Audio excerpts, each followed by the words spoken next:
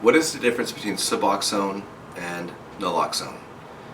Naloxone is an opioid antagonist. It is used to reverse an opioid overdose.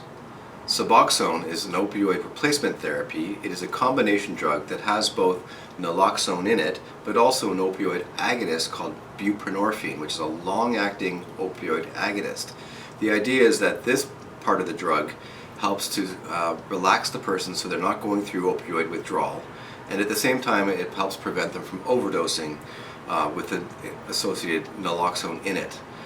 The idea is to replace the user who's been abusing fentanyl, oxycodone, any of the above, heroin, put them on the Suboxone and then slowly wean them off of this safe medication so they can get off the drug entirely.